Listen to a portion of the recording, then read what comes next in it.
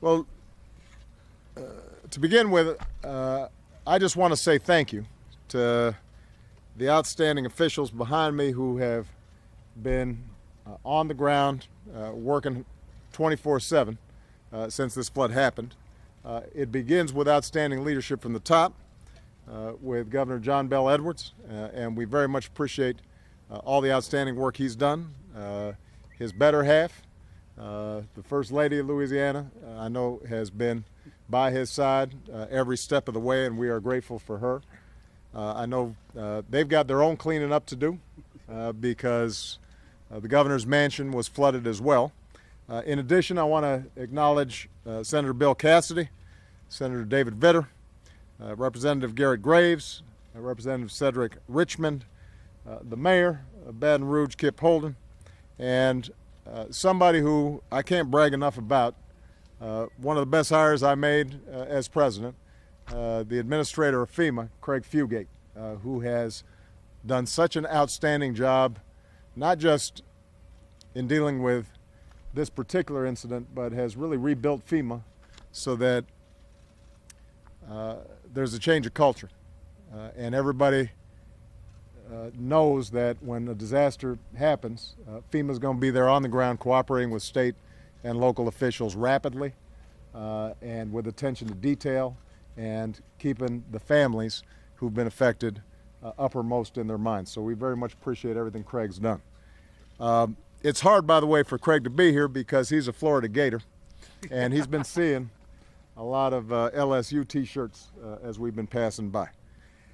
I just had a chance to see some of the damage from the historic floods here in Louisiana. I come here first and foremost to say that the prayers of the entire nation are with everybody who lost loved ones. We are heartbroken by the loss of life. There are also people who are still desperately trying to track down friends and family. We're going to keep on helping them every way that we can. As I think anybody who can see just the streets, much less the inside of the homes here, people's lives have been upended by this flood. Local businesses have suffered some terrible damage.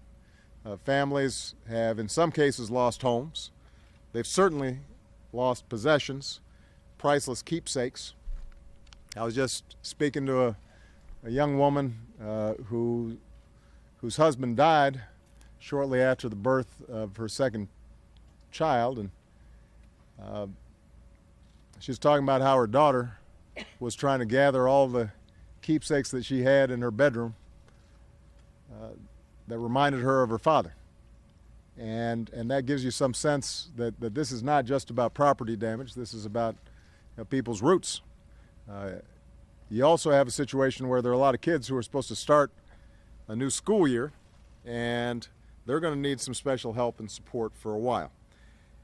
Sometimes when these kinds of things happen, it can seem a little bit too much to bear, but what I want the people of Louisiana to know is that you're not alone on this. Even after the TV cameras leave, the whole country is going to continue to support you and help you until we get folks back in their homes and lives are rebuilt.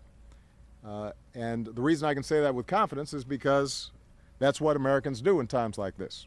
I saw it when I visited displaced Louisianans when I came down here as a senator after Katrina. I saw it when I visited New Orleans for the 10th anniversary last year. I know how resilient the people of Louisiana are, and I know that you will rebuild again. And what I've seen today proves it. I want to thank all the first responders, the National Guard, all the good neighbors who were in a boat going around and making sure people were safe, showing extraordinary heroism and in some cases risking their own lives. Governor Edwards, the state of Louisiana, the city, the parish governments, they've all stepped up under incredibly difficult circumstances. I just want to thank the people on this block. As I was walking down, one woman at the end, elderly, she was on her own. She had just lost her daughter. You had a young man next door who was helping out his father, but had also offered to help out that neighbor. so that she could salvage as much as she could and start the process of rebuilding. With respect to the federal response, over a week ago I directed the federal government to mobilize and do everything we could to help. FEMA Administrator Craig Fugate arrived here a week ago to help lead that effort. Secretary of Homeland Security Jay Johnson visited last week to make sure state and local officials are getting what they need. To give you a sense of the magnitude of the situation here, more than 100,000 people have applied for federal assistance so far. As of today, federal support has reached $127 million.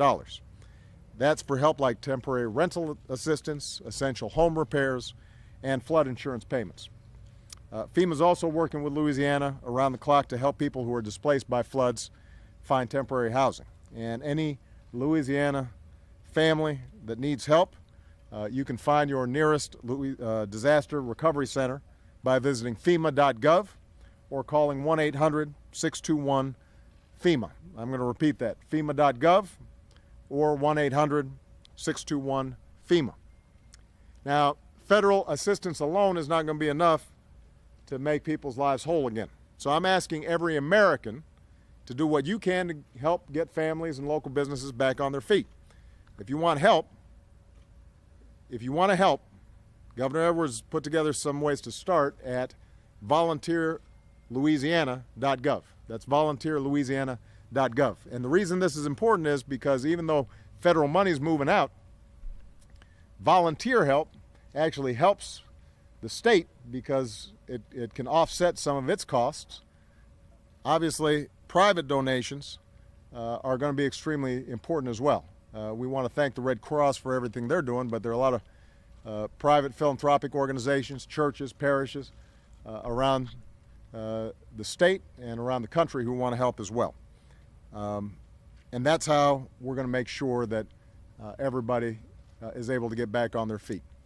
So let me just remind folks, sometimes once the floodwaters pass, people's attention spans pass. This is not a one-off. This is not a photo op issue. This is how do you make sure that a month from now, 3 months from now, 6 months from now, people still are getting the help that they need. I need all Americans to stay focused on this. If you're watching this today, make sure that you find out how you can help. You can go to volunteerslouisiana.gov or you can go to FEMA.gov. We'll tell you, we'll direct you. You can go to whitehouse.gov and we'll direct you how you can help. All right? But we're going to need to stay on this because these are some good people down here. We're glad that the families I had a chance to meet are safe, but you know, they got a lot of work to do, and they shouldn't have to do it alone. All right? Thank you very much, everybody. God bless. Thank you, Mr. President. Thank you. Do you believe more will be needed from Congress in terms of emergency spending? You know, we discussed that on the way here. What you have is, you know, the Stafford Act provides a certain match. A lot of the homes have flood insurance, but a lot of homes don't. And what Craig Fugate is doing, what I instructed him to do from the start is let's get money out as fast as we can because we know that there's going to be a certain amount of assistance that's going to be forthcoming. So there's no point in waiting. We kind of make initial estimates and we start pushing stuff out. That helps us and helps the governor and all these officials here do their jobs. And then what we have to do is, as we fine-tune exactly what's needed, when we know, for example, how much permanent housing is going to have to be built, when we have a better sense of how much infrastructure has been damaged, what more we need to do in terms of mitigation strategies, that's when Congress, I think, may be called upon to do some more. Now, the good news is that you got 4 members of Congress right here, and a number of them happen to be in the majority. So I suspect that, you know, they may be able to talk to the Speaker and talk to Mitch McConnell, but in part because of the fine stewardship at FEMA, and frankly, because we've been a little lucky so far, and I'm going to knock on some wood in terms of the amount of money that's gone out this year, FEMA has enough money for now to cover the costs that can be absorbed. The issue is going to be less what we need to do in terms of paying for the short term. It's going to be the medium term and the long term rebuilding. Congress should be back in session right after Labor Day. By that time, we'll probably have a better assessment. And in the meantime, lawyers at FEMA will be examining what statutory flexibility we've got. And I know the governor's been right on top of making sure that Louisiana gets everything that it can get in order to help rebuild. Mr. President, do you worry about that fight becoming politicized and the trip here becoming politicized? No, I don't. First of all, one of the benefits of being 5 months short of leaving here is I don't worry too much about politics.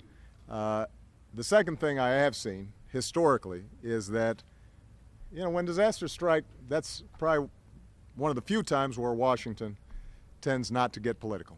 I guarantee you, nobody on this block, none of those first responders, nobody gives a hoot whether you're a Democrat or a Republican. What they care about is making sure they're getting the drywall out and the carpet out, and there's not any mold building. They get some contractors in here and they start rebuilding as quick as possible. That's what they care about. That's what I care about. So, we want to make sure that we do it right. We want to make sure that we do it systematically. But the one thing I just want to repeat is how proud I am of FEMA, because if you think about the number of significant natural disasters that have occurred since my presidency began, you'd be hard-pressed to find a local official anywhere in the country, including those in the other party, who wouldn't say that Craig Fugate and his team have been anything less than exemplary and professional. And one of the things I did when I walked through each of these homes was ask, have you contacted FEMA? Have you filed? And uniformly they said that they had been in touch with FEMA. They had acted professionally. Some of them had already been out here for inspections. And I think that does indicate why it's important for us to take the federal government seriously, federal workers seriously. There's a tendency sometimes for us to bash them and to think that they're these faceless bureaucrats. But when you get into trouble, you want somebody who knows what they're doing, who's on the ground, working with outstanding officials, and that's true whatever party. And I could not be prouder of the work that FEMA's done. That doesn't mean that there aren't going to still be folks who need more help, and that we're not going to have some constraints statutorily, and Congress isn't going to have to step up. But it does mean that the basic backbone, the basic infrastructure and architecture that we have in terms of disaster response, I think has been high quality. And I'm very proud of them for that, and I want to publicly acknowledge that at the moment. All right? Thank you, guys. How you doing? I'm a little sweaty right now. Hey, Melissa, how you doing? What's your name, man? Leroy? Good to see you. Which home is yours? This one right here? So you let us use your yard? Well, come on, we gotta, here, come on. We gotta take pictures right now. Yeah, but we gotta have the podium. We gotta have the podium so that, here, you get on one side, you get on the other. That way, we can look like we're giving a press conference together. Come on.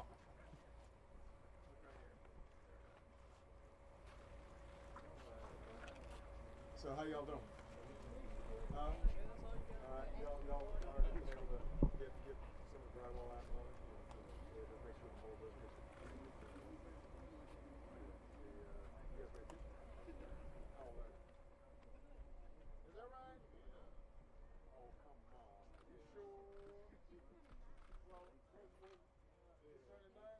So you got some M&Ms for her?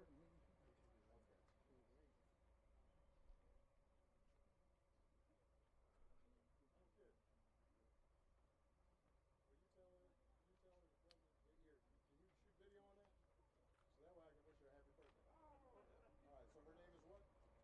This is Malia's one.